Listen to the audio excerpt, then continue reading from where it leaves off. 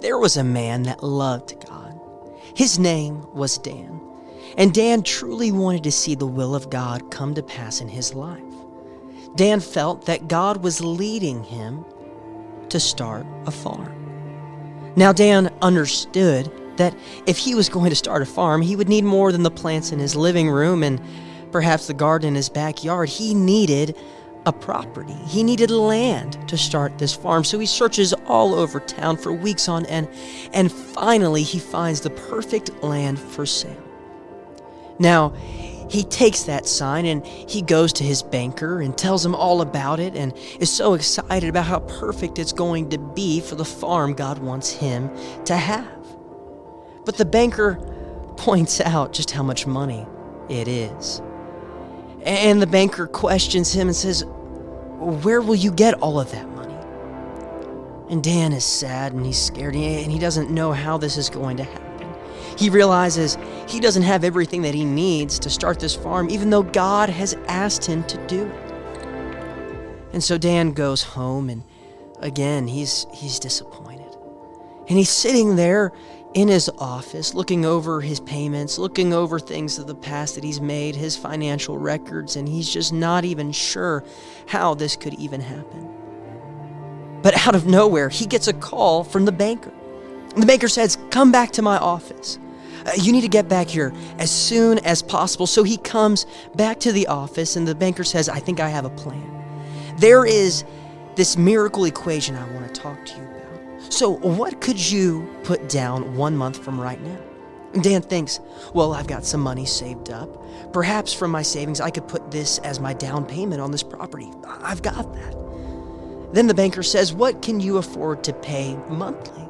He looks at his income and looks at the percentages of what he has made over the last year every month, and he realizes, I could put a significant amount on this monthly.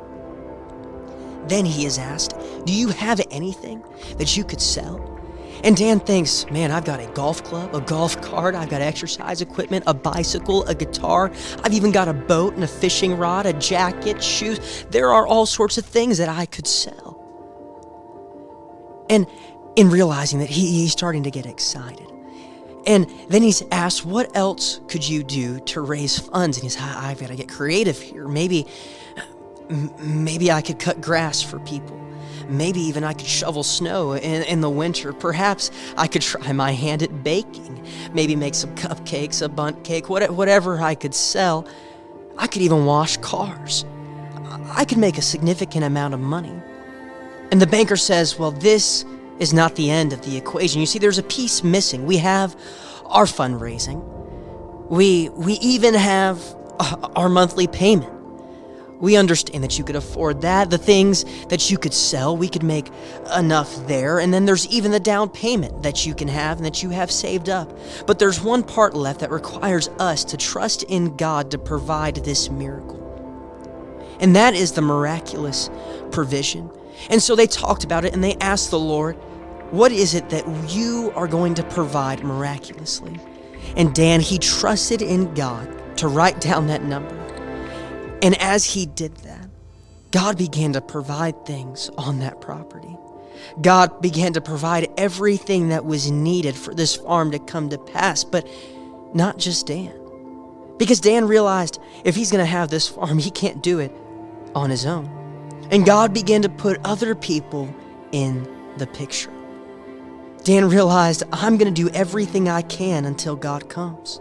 Until he comes, I'm going to give. And until he comes, I'm going to pray. And until he comes, I'm going to fast. And as he sacrificed what he had, doing the best he could with what God had given him, God provided that miraculous provision.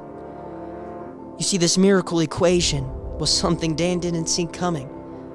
But whenever he bought into the vision that God had given him, God fulfilled his purpose.